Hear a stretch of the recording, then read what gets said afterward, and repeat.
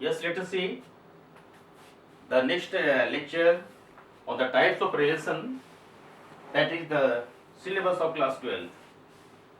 Earlier in the lecture we had seen the meaning of relation as per definition of class 11, that we have seen there. Also the Cartesian product.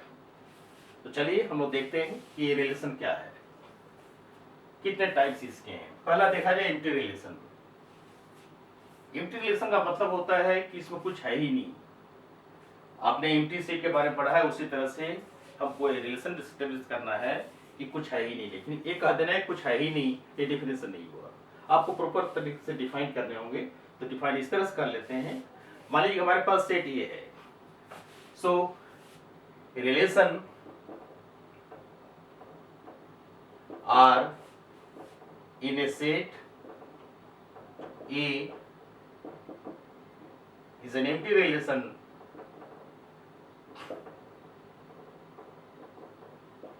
if no element of A is related to any element of A। बार बार एक का जिक्र हो रहा है, इसका reason क्या है कि रिलेशन आपका क्या है। एग्जाम्पल के तौर पर आप ले लीजिए, लेट अस टेक एग्जाम्पल, एक सेट हमारा ए है जिसके एलिमेंट है 1 2 3। अब आप रिलेशन तैयार करेंगे तो relation subset A cross B का होता है, तो यहाँ बी क्या है, ए के बराबर ही है। तो आप रिलेशन तैयार करने जा रहे हैं ए क्रॉस ए का। तो ए क्रॉस ए में क्या आएगा भाई, 1 1 1 2 1 3 2 1 2 2 2 3 3 1 3 2 3। कुछ लोग सोच रहे हैं किस तरह से कर रहे हैं हम, तो आपको हम सिर्फ इतना बता रहे हैं कि मान लीजिए कि हमारे पास एक सेट ए यहाँ है और दूसरा सेट ए, वही सेट ए यहाँ भी है। तो आप 1 2 3 यहाँ दिखा दीजिए, 1 2 3 यहाँ दिखा दीजिए। 1 को 1 से भी ले जाइए, 1 को 2 के साथ, 1 को 3 के साथ, इस तरह से 1 1 2 1 3 आ गया। उसी तरह से आप 2 को 1 के साथ ले जाएंगे, 2 को 2 के साथ ले जाएंगे, 2 को 3 के साथ ले जाएंगे। इस तरह से आपका 2 1 2 2 2 3 बन गया। फिर 3 को ही काम करने जा रहे हैं, 3 1 3 2 3 3 लाइक दैट। तो ये हमारा एक जस्ट एक स्ट्रक्चर है, जिस तरह से इसको लिखा गया है। आप इसको माइंड में रख करके यूज कर सकते हो। तो एक हमारा सेट है ए क्रॉस ए का। अब रिलेशन को डिफाइन करना पड़ेगा। रिलेशन क्या कह रहा है, आप रिलेशन आर लेने जा रहे हैं, क्योंकि आर तो एक क्रॉस ए का सबसेट होना चाहिए, तो आप आर लेने जा रहे हैं। R is set of order pair such that a minus B is equal to 12। आप इस तरह से ले रहे हैं। ए और बी क्या है, ए और बी दो एलिमेंट हैं सेट ए और बी के। तो आप ध्यान रखिए कि आर ए क्रॉस ए का सबसेट है, तो ए और बी दोनों ही सेट ए के एलिमेंट्स हैं। तो आप देखिए कि कौन सा ऐसा रिलेशन है, इसका मेंबर कौन कौन सा आएगा। पहले वाले सेट को आप देखकर सोचें कि क्या कोई ऐसा ऑर्डर पेयर है जिसका डिफरेंस 12 आ रहा है। तो आप देखोगे कि 1 - 1 0 हो रहा है, 1 - 2 -1 हो रहा है। इस तरह से कोई भी एलिमेंट इसमें नहीं है जिसका डिफरेंस 0 आ रहा है। यानी ये कहना कि रिलेशन दोनों का डिफरेंस 12 है, एक हमारा एक एम्प्टी रिलेशन को बताता है। यानी नल रिलेशन है, इसको आप नल रिलेशन के कह सकते हैं, एम्प्टी रिलेशन कह सकते हैं। आशा है आप एम्प्टी रिलेशन समझ गए होंगे। इसका दो नाम और है, क्लास 11 में ऑलरेडी डिस्कस हो चुका है। अब हम चलते हैं अगले रिलेशन की ओर। दूसरा रिलेशन हमारा है यूनिवर्सल रिलेशन। यूनिवर्सल रिलेशन यहां पे आप देखेंगे नाम से ही क्लियर है, ये रिलेशन अपने नाम से ही क्लियर है कि ये क्या कहना चाहता है। ये कहना चाह रहा है कि late A is a set, A is a set, and R is a relation in A such that each element of A, each element such that each element of A is related to every element of A। हमारे प्रत्येक A का जो element है वो दूसरे A के element के साथ पूरी तरह से रिलेटेड हो जाए, इसको हम इनवर्सल रिलेशन कहेंगे। इसको आप कह सकते हैं डिनोटेड बाय यू, आप कुछ भी कर सकते हैं, इनवर्सल रिलेशन के आप समझ लीजिए। तो इनवर्सल रिलेशन हमारा क्या बन रहा है, अब जैसे कि सेट ए ले लीजिए, उसी तरह से जैसे पहले लिया गया उसी एग्जाम्पल को हम रिकॉल बार बार कर रहे हैं, क्योंकि एक वो जरूरी नहीं है कि हम एग्जाम्पल को चेंज करते चले, क्योंकि एग्जाम्पल एक ऐसा माध्यम होता है जिससे हम किसी चीज को आसानी से समझा सकें। आप कठिन एग्जाम्पल ले लेंगे तो पता चला कि आप एग्जाम्पल के अंदर ही घुस करके परेशान हो रहे हैं। इसलिए एक ऐसा हम सेट लेते हैं जिसको बार बार यूज कर रहे हैं, आप यूज टू ऑलरेडी हो चुके हैं। तो आप एक रॉ सेट तैयार करेंगे तो आप देखेंगे कि जैसा आपको बताया 1 1 1 2 1 3 2 1 2 2 हम लोग काम कर चुके हैं, दोबारा हम इसको लिख रहे हैं 2 3 3 1 3 2 और 3 3। इस तरह से आप देखिए कि पहले डायग्राम में आपको दिखाई तो उसी तरह से आप समझ लीजिए कि इसमें से प्रत्येक एलिमेंट 1 2 3 अपने ही एलिमेंट 1 2 3 से रिलेटेड है। Each element of A is related to every element of A, यानी 1 जो है 2 से भी रिलेटेड है, 1 से तो है ही, 2 से भी है, 3 से भी है, लाइक दैट। इस तरह से इस रिलेशन को हम इनवर्सल रिलेशन कहेंगे। अब एक हम और रिलेशन का नाम देना चाहते हैं कि इनवर्सल रिलेशन और ए इंटर रिलेशन दोनों मिलकर के ट्रिवियल रिलेशन पैदा करता है, ट्रिवियल रिलेशन बनाता है। नाम से आपको कंफ्यूजन नहीं होना चाहिए, ये सब ऐसे ऐसे बीच में नाम आ जाते हैं जो कंफ्यूज करते हैं और हम देखते चले जाते हैं क्या। तो नल रिलेशन और इनवर्सल रिलेशन दोनों मिलकर के एक नया रिलेशन आता है, ट्रिवियल रिलेशन, ट्रिवियल। तो ये सब जानकारी लेनी चाहिए, बीच बीच आपको हम हायर नॉलेज देते रहेंगे, क्योंकि ये क्लास आपका जो है एक तरह से कहा जाए हायर मैथमेटिक्स का फाउंडेशन क्लास है, 11th को समझ सकते हैं। अब आप चलिए आइडेंटिटी रिलेशन। आइडेंटिटी रिलेशन ये भी नाम से स्पष्ट इसका है। मान लीजिए कि let A is a set and a relation R in A is said to be identity relation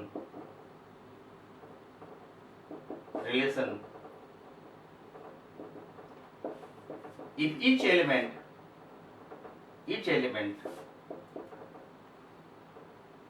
is related to itself। ये अपने आप से रिलेटेड होना चाहिए, दूसरे से रिलेटेड नहीं हो। For example, we can call it here identity relation in A. We call it identity relation in A. आप शॉर्ट फॉर्म में कह सकते हैं कि if A belongs to A implies A belongs to IA। इस तरह से आइडेंटिटी रिलेशन बनेगा। जैसे पहले एग्जांपल में आपने देखा 1 2 3 का, तो यहाँ भी आप 1 1 2 2 3 3 कर सकते हैं, ये आइडेंटिटी रिलेशन बनाता है, डिनोट करते हैं हम आई से। अब हम चलते हैं अगले रिलेशन की ओर, जिसका नाम है रिफ्लेक्सिव, सिमेट्रिक और ट्रांजिटिव। ये पहले 3 रिलेशन जो आपको दिखाए गए ये आपके नॉलेज के लिए बताए गए हैं, ताकि आपका फंडामेंटल स्ट्रांग हो जाए किसी भी चीज में, क्योंकि आप टाइप्स पढ़ रहे हैं तो ऐसा कोई टाइप छूटना नहीं चाहिए। भले ही आपकी जरूरत का चीज ना हो, कोई बात नहीं, आप यहाँ से 4, 5, 6 ये आपके सब्जेक्ट मैटर में आता है। बहुत सारे प्रश्न इसी से पूछ जाते हैं, दिखाए कि रिलेशन रिफ्लेक्सिव है कि नहीं है, रिलेशन सिमेट्रिक है कि नहीं है, ये रिलेशन ट्रांजिटिव है कि नहीं है तो क्यों है, क्या, बहुत सारे प्रश्न हैं जिसका उत्तर आप दे सकते हैं। अब आप देखिए, हम एक एक करके पहले आपको थ्योरेटिकल डिफिनेशन बताएंगे, थ्योरेटिकल डिफिनेशन से आगे बढ़ेंगे। तो मान लीजिए कि let A and B are two sets,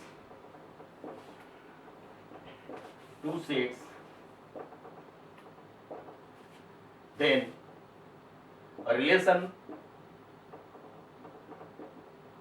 R is said to be reflexive. R is said to be reflexive.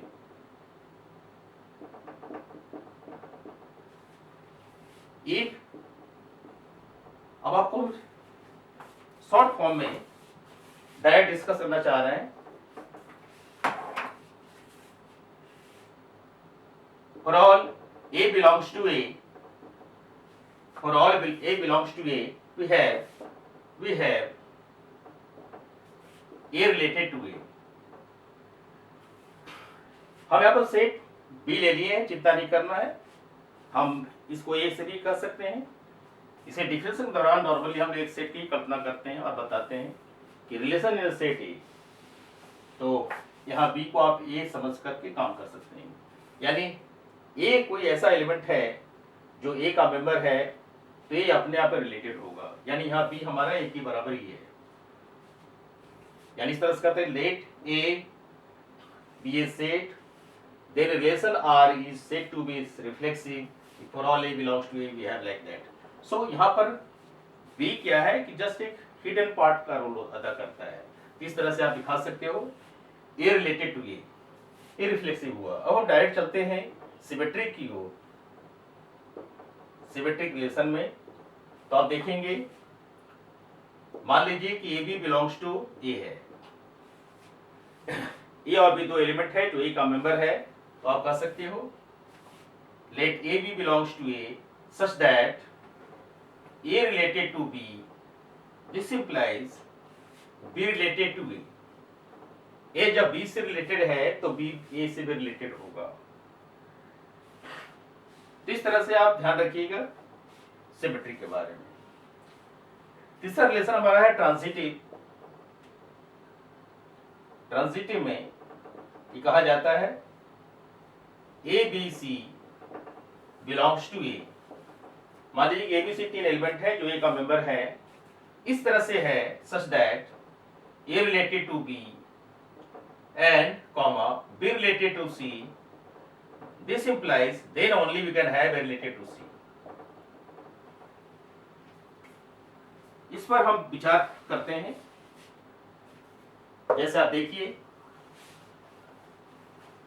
Transitive relation को एक बार फिर से, इन सभी रिलेशन को हम क्लियर कर देते हैं शॉर्ट फॉर्म में। रिफ्लेक्सिव के लिए बताया गया आपको, रिफ्लेक्सिव के लिए बताया गया कि for all A belongs to A related to A related to A. इसको आप ऐसे दिखा सकते हो कि A belongs to R, A R का मेंबर होगा। उस तरह से सिमेट्रिक के लिए ए बी यदि ए का मेंबर है, this implies A B belongs to R implies B A belongs to R. इस तरह से आप इसको दिखा सकते हो।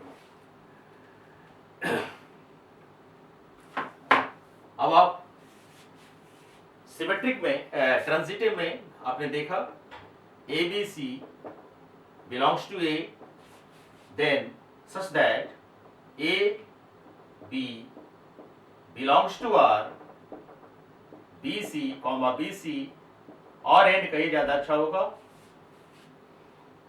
And B C belongs to R, then this implies AC belongs to R। अब यहां पर थोड़ा सा हम समय देना चाहते हैं ट्रांजिटिव के क्षेत्र में। वो क्या है कि मान लीजिए कि ये दो कंडीशन हमारे पास है, ए बी है बिलोंग्स टू आर और बीसी बिलोंग्स टू आर है, तब एसी बिलोंग्स टू आर से ट्रांजिटिव होता है। मान लीजिए कि हमारे दिया ही नहीं है, सिर्फ दिया है कि A B belongs to R और बी किसी से रिलेटेड है ही नहीं, बी किसी से रिलेटेड नहीं है। इन दैट केस हम लोग कह सकते हैं कि हमारा जो रिलेशन है, लग रहा है कि ट्रांजिटिव नहीं है, लेकिन ट्रांजिटिव आपको कहना पड़ेगा। Yes, the relation is transitive, क्योंकि there is no question to say not transitive, क्योंकि यहां पर दूसरा सेट दिया ही नहीं है, तो हम कैसे कर सकते हैं। ये इस तरह से है जैसे आपको हम पूछे कि आप बाहर जाओ, बाहर जाकर के मान लीजिए आपका नाम श्याम है, हम बोले कि श्याम तो बाहर जाओ, मोहन को बुला कर लाओ। जब मोहन को बुला कर लाओगे तभी हम तुमको 100 रुपए देंगे। तो कहने का मतलब यहां पर कंडीशन क्या हो रहा है कि आप बाहर जाओगे, मान लीजिए कि मोहन को हम बुलाने गए, मोहन मिला ही नहीं।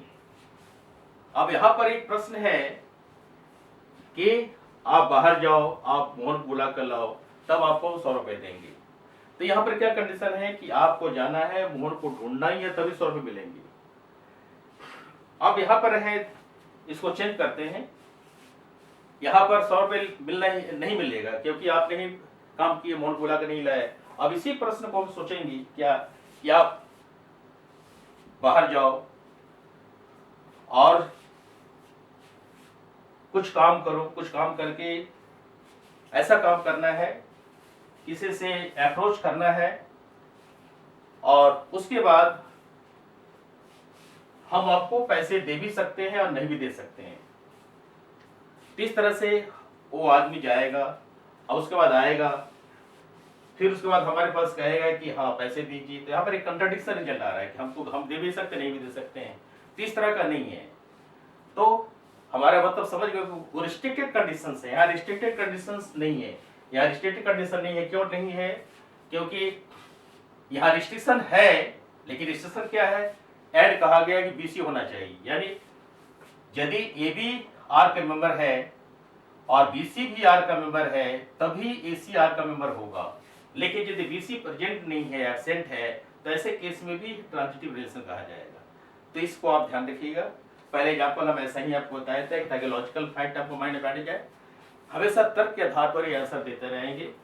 तो आशा है ये लेसन आपको अच्छा लगेगा, क्योंकि ऐसे तर्क आपको हमेशा माइंड में डेवलप करना है किसी को समझने के लिए, तभी आप इसको समझ सकेंगे। लोगों का ये सोचना होता है कि चैप्टर बहुत कठिन है, ऐसा कुछ बात नहीं है। हम प्रयास करेंगे आपको आसान करने के लिए हर टॉपिक। Thank you.